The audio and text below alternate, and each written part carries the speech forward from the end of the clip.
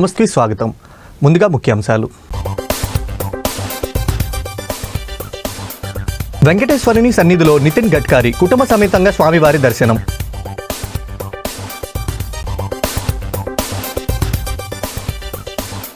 మిథున్ రెడ్డితో వైసీపీ నాయకుల ములాఖాత్, అక్రమంగా అరెస్టు చేశారని ప్రభుత్వంపై ఆగ్రహం.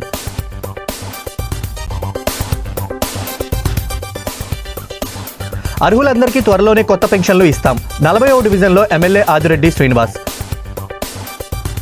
ఈరోజు ప్రపంచ బ్రెస్ట్ ఫీడింగ్ వారోత్సవ సందర్భంగా గుంటూరు నగరంలోని స్థానిక కొత్తపేట నందు గల అహల్య హాస్పిటల్ నందు డాక్టర్ శనక్కాయల రాజ్కుమారి గారి ఆధ్వర్యంలో అమ్మపాలే మొదటి ఔషధం, ప్రతి బిడ్డ ఆరోగ్యానికి ప్రథమ హక్కు అని అవగాహన కార్యక్రమం నిర్వహించారు.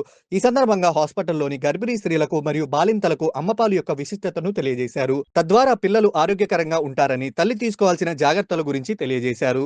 అనంతరం గర్భిణీ స్త్రీలకు మరియు బాలింతలకు పండ్లు పంపిణీ చేశారు. ఈ కార్యక్రమంలో అహల్య హాస్పిటల్ వైద్యులు మరియు హాస్పిటల్ సిబ్బంది తదితరులు పాల్గొన్నారు. సో మీకు ఆల్రెడీ చెప్పాను, first hour is golden hour. అంటే ఆ ఫస్ట్ పుట్టిన వెంటనే మీరు తల్లిపాలు మాత్రమే ఇవ్వాలి. 6వ నెల వరకు తల్లిపాలు వరకే ఇవ్వాలి. నెక్స్ట్ 2 years ఎప్పుడు వరకు ఇవ్వాలి? ఇప్పుడు నెక్స్ట్ క్వశ్చన్. కొన్ని సంవత్సరాల వరకు ఒక సంవత్సరం ఇస్తే సరిపోతుంది అని చెప్పేవాళ్ళం.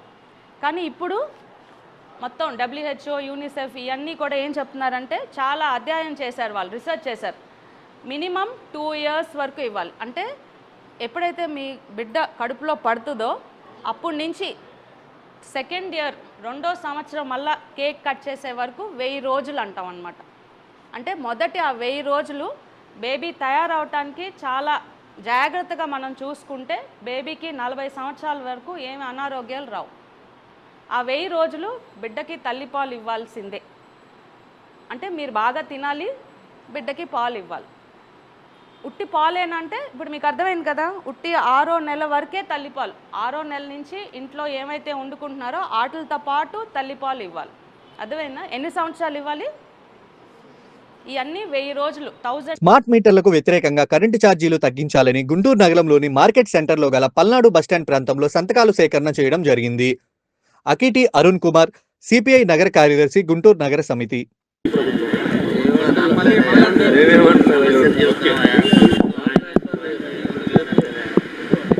ప్రజలకు భారంగా మారినటువంటి స్మార్ట్ మీటర్లను రద్దు చేయాలని చెప్పి, అదేవిధంగా డ్రోప్ ఛార్జీల పేరుతో, అదనపు ఛార్జీల పేరుతో ముద్దు పేర్లు పెట్టి ఆంధ్ర రాష్ట్ర ప్రజల్ని దోచుకున్నటువంటి విద్యుత్ బిల్లుల్ని తగ్గించాలని చెప్పేసి రాష్ట్ర వ్యాప్తంగా పెద్ద ఎత్తున ప్రజల్ని ప్రచారం చేస్తూ ఉన్నాం ఈ స్మార్ట్ మీటర్ల వ్యతిరేకంగా.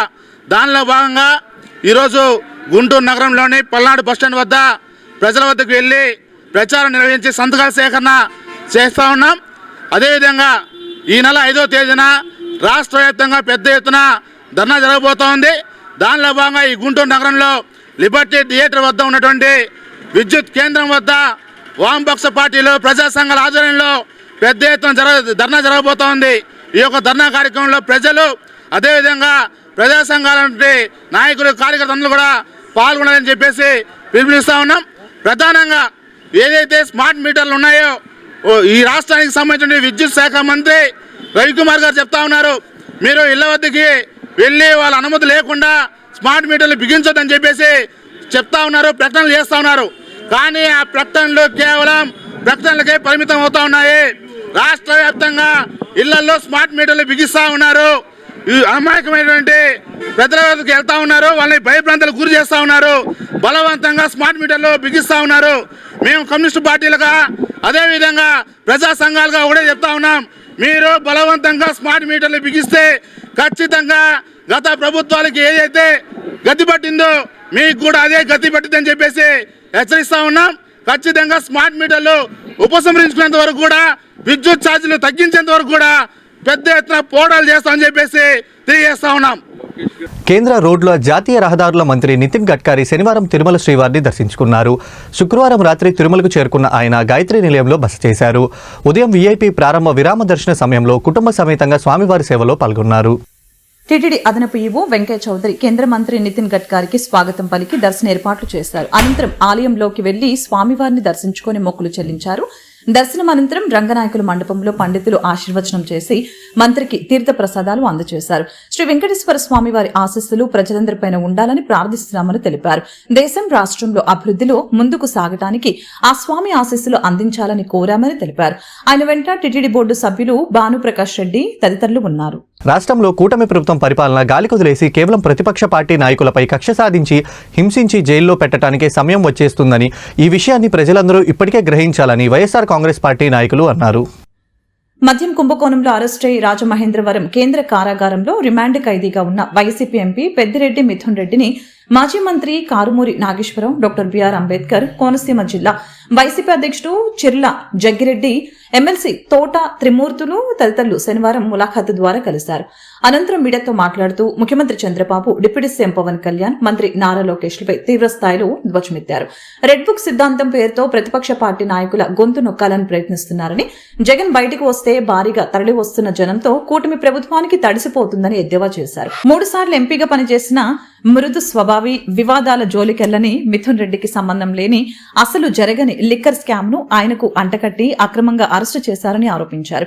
మళ్లీ వైసీపీ అధికారంలోకి రావటం, జగన్ ముఖ్యమంత్రి కావటం ఖాయమని, ఇంతకు ఇంత తిరిగి వారికి చెల్లిస్తామని హెచ్చరించారు. వారి వెంట మాజీ ఎంపీ మార్గాని భరతరాం, వైసీపీ యువజన విభాగం రీజనల్ కోఆర్డినేటర్ జక్కంపూడి గణేష్ తదితరులు ఉన్నారు.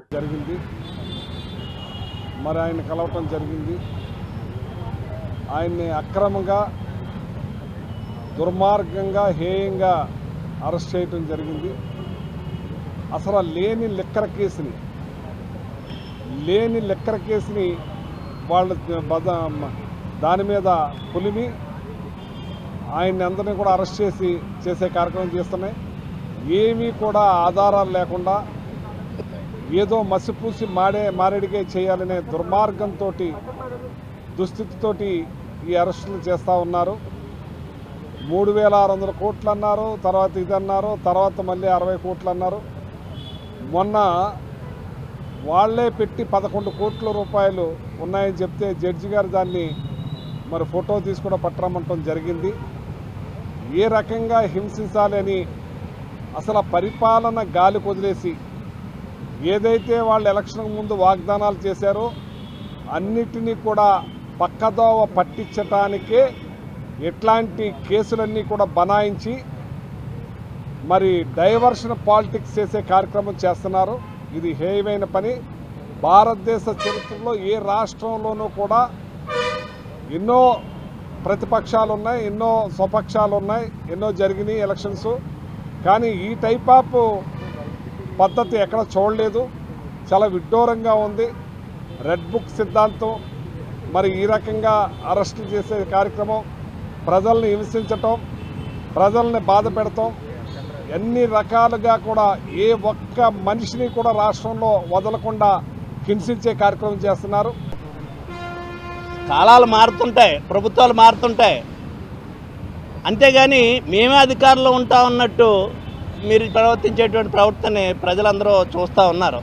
ఈవేళ మిథున్ రెడ్డి గారు ఒక పార్లమెంట్ సభ్యుడిగా 3 సార్లు ఎంపీగా గెలిచినటువంటి వ్యక్తి. ఆయన ఎక్కడా కూడా ఏ విధమైనటువంటి వివాదాల్లో ఇరుక్కున్నటువంటి వ్యక్తి కాదు. మన జిల్లాకు కూడా సుమారు 2.5 సంవత్సరాలు 3 సంవత్సరాల నుంచి మన జిల్లాలో కూడా ఇన్ఛార్జిగా పనిచేశారు పార్టీ తరపుని. మరి ఆయన గురించి మీకు కూడా కొంత కాకపోతే కొంతైనా తెలుసు, ఆయన చూసున్నవాళ్ళు మీరు అందరూ. ఈ విధమైనటువంటి దౌర్జన్యంగా అతని మీద అంటే ఎవరో పార్టీకి అనుకూలంగా ఉంటే లీడర్షిప్ ఎవరు చేస్తుంటే వాళ్ళని తొక్కిపెట్టాలనేటువంటి ఉద్దేశంలో చేస్తున్నటువంటి విధానం. అసలు లిక్కర్ కేసుకి మిథున్ రెడ్డి గారికి ఏమిటి సంబంధం? ఒక మంత్రిని అరెస్ట్ చేశారంటే, ఎక్సైజ్ మంత్రిని దీంట్లో ఇన్వాల్వ్ చేశారంటే లిక్కర్కి సంబంధించినటువంటి రిలేటెడ్ అది. ఈ లిక్కర్ వ్యాపారం అనేటువంటిది ప్రభుత్వం చేసింది తప్పితే కాంట్రాక్టులు చేసినటువంటి లిక్కర్ వ్యాపారం కాదు. ఇది ప్రభుత్వమే లిక్కర్ వ్యాపారం చేసింది, ప్రజలకు లిక్కర్ అందించేటువంటి కార్యక్రమం చేసింది. ఈరోజు మీరు చేస్తున్నటువంటి ప్రైవేట్ వ్యక్తులకు కట్టబెట్టినటువంటి విధానం, లిక్కర్ గురించి మాట్లాడటానికి మీకు ఏ రకమైనటువంటి అర్హత ఉంది? ఈరోజు ఎంపీ మిథున్ రెడ్డి గారిని మిలాఖత్ ద్వారా ఆయన కలుసుకోవడం జరిగింది. అర్హులైన ప్రతి ఒక్కరికి 2-3 నెలల్లో కొత్త పింఛన్లు ఇవ్వబోతున్నామని రాజమహేంద్రవరం సిటీ ఎమ్మెల్యే ఆదిరెడ్డి శ్రీనివాస్ చెప్పారు. స్థానిక 40వ వార్డు మూలగొయ్యి అవసరాలకు తగిన విధంగా చేపట్టి నూతన డ్రైనేజీ రోడ్ల నిర్మాణ పనులు శనివారం ఆయన పరిశీలించారు. అలాగనే ఆ ప్రాంతంలో చేపట్టవలసిన అభివృద్ధి పనుల్ని అధికారులకు సూచించారు. ఈ సందర్భంగా స్థానికులు తమకు పెన్షన్ రావటం లేదని చెప్పడంతో ఎమ్మెల్యే ఆదిరెడ్డి వాసు స్పందిస్తూ అర్హులందరికీ కొత్తగా పెన్షన్లు మంజూరు చేసిస్తామని చెప్పారు. కూటమి ప్రభుత్వం అధికారంలోకి వచ్చిన వెంటనే ఎన్నికల్లో ఇచ్చిన హామీ మేరకు 1000 రూపాయల పెన్షన్ పెంచి ఇచ్చామని గుర్తు చేశారు. సిటీ నియోజకవర్గంలో 375 మందికి పెన్షన్లు ఇవ్వటం ద్వారా కూటమి ప్రభుత్వం చిత్తశుద్ది చాటుకుందని ఆయన హర్ష ధ్యానాలు మధ్య తెలియజేశారు. అలాగనే ఇలాంటి విషయాలను ప్రజలు గమనించాలని చెప్పారు. ఈ నెలలోనే కొత్త రేషన్ కార్డులు 15 నుంచి మహిళలకి ఉచిత బస్సు ప్రయాణం కూడా అందించబోతున్నామని తెలిపారు. ఈ కార్యక్రమంలో టీడీపీ నాయకులు కాశీ నవీన్ కుమార్, మజ్జి రాంబాబు, కీలపర్తి శ్రీను, బుడ్డిగ రవి, బుడ్డిగ గోపాలకృష్ణ, సింహ నాగమణి, సింహ వెంకటేష్, కొల్లి నాని, ధాన్యం ప్రసాద్, ఆడారి లక్ష్మీనారాయణ, నగరపాలక సంస్థ అధికారులు పాల్గొన్నారు. సమీక్షించడం జరిగింది. అవసరమైన చోట్ల రోడ్స్, డ్రైన్స్, ఓల్డ్ సిటీ చిన్న చిన్న వీధులు ఉంటాయి, చాలా సమస్యలు ఉంటాయి. వేసేటప్పుడు అందరితో చర్చించి అందరికీ కూడా ఆమోదయోగంగా చేయగలిగితేనే అభివృద్ధి కార్యక్రమాలు ఇక్కడ సాగుతాయి. అవగాహన కలిగిన పార్టీగా మరి వాళ్ళందరితో కూడా చర్చించి 2-3 రోడ్స్ ఇప్పటికే ఒక కొలిక్కి రావడం జరిగింది. మిగతాయి కూడా ఫర్దర్గా సమీక్షిస్తూ ఉన్నాం. దాంతోపాటు ఇక్కడ ఇప్పుడే కొంతమంది ప్రజలతో మాట్లాడడం జరిగింది. గత 5 సంవత్సరాలుగా వైఎస్ఆర్ కాంగ్రెస్ పార్టీ అధికారంలో ఉన్నప్పుడు ఒక్క కొత్త పెన్షన్ ఇచ్చిన పాపానికి పోలా. కూటమి అధికారంలోకి వచ్చిన తర్వాత ఈ సంవత్సరంలోనే కేవలం ఈ నియోజకవర్గంలో 375 కొత్త పెన్షన్స్ ఇవ్వడం జరిగింది. 375 కూడా ఎలాంటివంటే పెన్షన్ తీసుకుంటున్న ఇంటి పెద్ద మరణించిన తర్వాత ఎవరి యొక్క ప్రమేయం లేకుండా తక్షణమే ఒక 15 రోజుల వ్యవధిలో వారి యొక్క నామినీకి పెన్షన్ ఇచ్చే కార్యక్రమం కూటమి ప్రభుత్వం తీసుకుంది. అంటే ఒక పెద్ద మనసుతో ఆలోచించారు గౌరవ ముఖ్యమంత్రి గారు.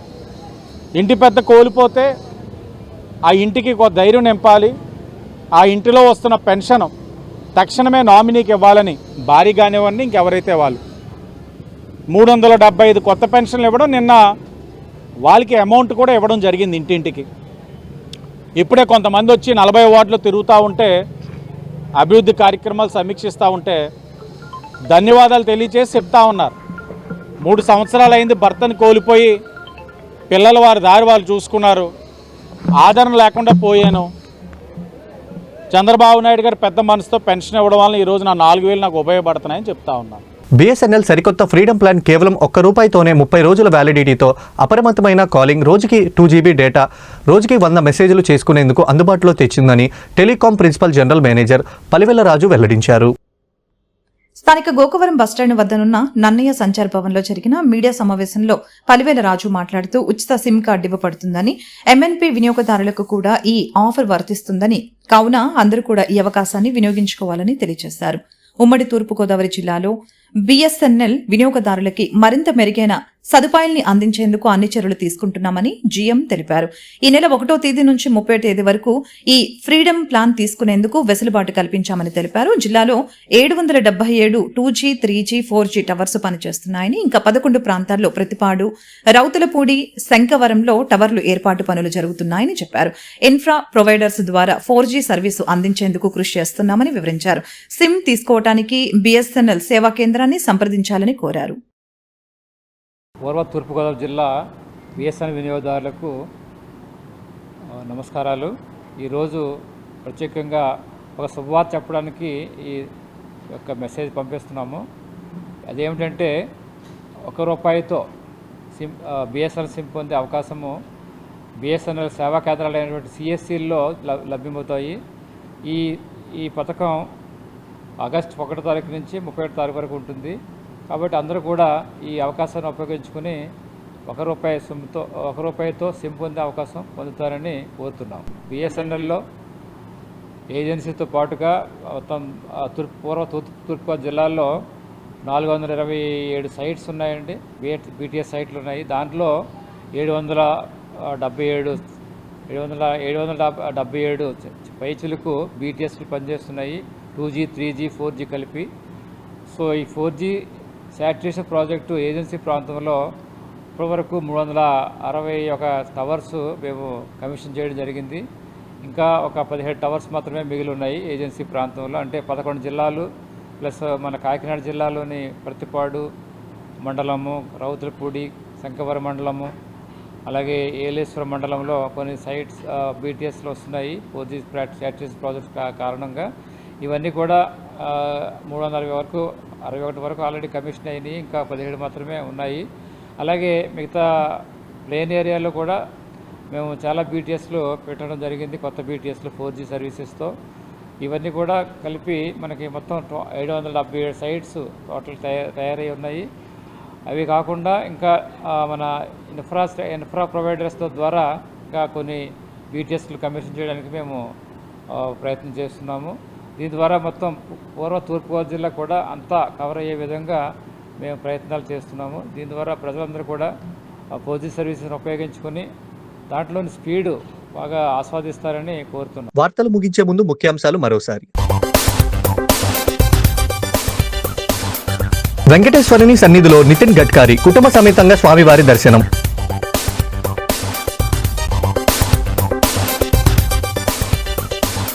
మిథున్ రెడ్డితో వైసీపీ నాయకుల ములాఖాత్, అక్రమంగా అరెస్టు చేశారని ప్రభుత్వంపై ఆగ్రహం.